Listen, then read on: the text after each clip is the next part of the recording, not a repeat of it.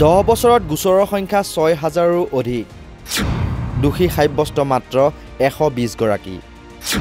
পঞ্জীয়ন হোৱা গোচৰৰ সংখ্যা আৰু দোষী সাব্যস্ত হোৱাৰ মাজত বৃহৎ পাৰ্থক্য কিয় সৃষ্টি হৈছে এনে বৈষম্যৰ তৃণমূল কংগ্ৰেছৰ সাংসদ শত্ৰুঘ্ন সিনহাৰ প্ৰশ্নত ওলাল এই কথা হয় কেন্দ্ৰীয় চৰকাৰে সংসদত দাখিল কৰা তথ্য অনুসৰি যোৱা 10 বছৰত প্ৰৱৰ্তন সঞ্চালকালয় চমুকৈ ইডিয়ে 6312টাৰো অধিক ধন সৰবৰাহ প্ৰতিৰোধ আইন চমুকৈ PMLAৰ গোচৰ পঞ্জীয়ন কৰিছে কিন্তু 2014 চনৰ জুন মাহৰ পৰা 2024 চনৰ অক্টোবৰ মাহৰ ভিতৰত পঞ্জীয়ন হোৱা এই বৃহৎ সংখ্যক গোচৰৰ বিপৰীতে সংস্থাটোৱে মাত্ৰ 120 জন অভিযুক্তকহে দোষী সাব্যস্ত কৰিবলৈ সক্ষম হৈছে কেন্দ্ৰীয় বিত্ত ৰাজ্য মন্ত্ৰী পংকজ চৌধুৰীয়ে লোকসভাত আগবঢ়োৱা এই তথ্যত ইডিৰ গোচৰৰ পঞ্জীয়ন আৰু দোষী সাব্যস্ত হোৱাৰ হাৰৰ এক গুৰুত্বপূৰ্ণ বৈষম্য স্পষ্ট হৈ পৰিছে প্ৰধানমন্ত্ৰী নৰেন্দ্ৰ মোদীৰ চৰকাৰৰ প্ৰথম কাৰ্যকালৰ কেইদিনমান পিছতে 2014 চনৰ 1 জুনৰ পৰা 2025 চনৰ 1 নৱেম্বৰলৈকে ইডিয়ে পঞ্জীয়ন কৰা গোচৰ আৰু দোষী সাব্যস্ত হোৱাৰ সংখ্যাৰ বিষয়ে তৃণমূল কংগ্ৰেছৰ সাংসদ শত্ৰুঘ্ন সিনহাই প্ৰশ্ন কৰিছিল মন্ত্ৰী চৌধুৰীয়ে প্ৰদান কৰা তথ্য অনুসৰি 2019-20 বিত্তীয় বৰ্ষৰ আগলৈকে ইডিৰ গোচৰৰ সংখ্যা 200 বা তাতকৈ অধিক হোৱা নাছিল কিন্তু ইয়াৰ পাছত ক্ৰমাৎ বৃদ্ধি পাইছে ইয়াৰ সংখ্যা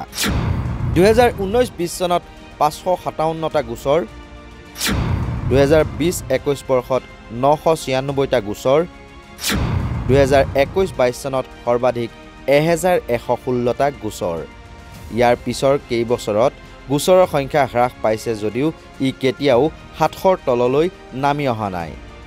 মন্ত্ৰীগৰাকীয়ে লগতে জনায় যে 2019 চনৰ 1 আগষ্টৰ পৰা ইডিয়ে 93টা গোচৰৰ বন্ধৰ প্ৰতিবেদন অৰ্থাৎ ক্লোজাৰ ৰিপৰ্ট বিশেষ PMLA আদালতত দাখিল কৰিছে য'ত ধন সৰবৰাহৰ কোনো অপৰাধ প্ৰকাশ পোৱা নাছিল বিভিন্ন কাৰণত এই গোচৰসমূহ বন্ধ কৰা হৈছিল যেনে মূল প্ৰেডিকেট অপৰাধৰ গোচৰ বন্ধ হোৱা বা PMLAৰ অধীনত সংজ্ঞায়িত অপৰাধ আদালতত প্ৰমাণ নোহোৱা মন কৰিবলগীয়া যে PMLAৰ 2019 চনৰ সংশোধনীৰ পূৰ্বে ইডিয়ে কোনো ধৰণৰ ধন সৰবৰাহৰ অপৰাধ নথকা এনে 1185টা গোচৰ আঞ্চলিক বিশেষ বলবৎকাৰী সঞ্চালকালয়ৰ অনুমোদনত বন্ধ কৰিছিল সংশোধনীৰ পিছতহে সংস্থাটোৱে বিশেষ আদালতৰ সন্মুখত বন্ধৰ প্ৰতিবেদন দাখিল কৰিবলগীয়া হয় সমালোচকসকলে দাবী কৰে যে মোদী চৰকাৰে PMLA সংশোধন কৰি ইডিৰ ক্ষমতাক ব্যাপকভাৱে সম্প্ৰসাৰণ কৰিছে যাৰ ফলত ৰাজনৈতিক বিৰোধীক লক্ষ্য কৰি সংস্থাটোৰ অপব্যৱহাৰ কৰাৰ সম্ভাৱনা বৃদ্ধি পাইছে ইয়াৰ ভিতৰত এটা বিতৰ্কিত সংশোধনী হৈছে অভিযুক্তই জামিন লাভ কৰিবলৈ হলে নিজৰ নিৰ্দোষিতা প্ৰাইমা ফেচি অৰ্থাৎ প্ৰথম দৃষ্টিতে প্ৰমাণ কৰিব লাগিব 2022 চনত উচ্চতম ন্যায়ালয়ে এই সংশোধনীসমূহক সমৰ্থন কৰা সিদ্ধান্তটো অতি বিতৰ্কিত আছিল আৰু বৰ্তমান তিনিজনীয়া বিচাৰপীঠে এই সিদ্ধান্তক প্ৰত্যাহ্বান জনোৱা বিষয়টো বিবেচনা কৰি আছে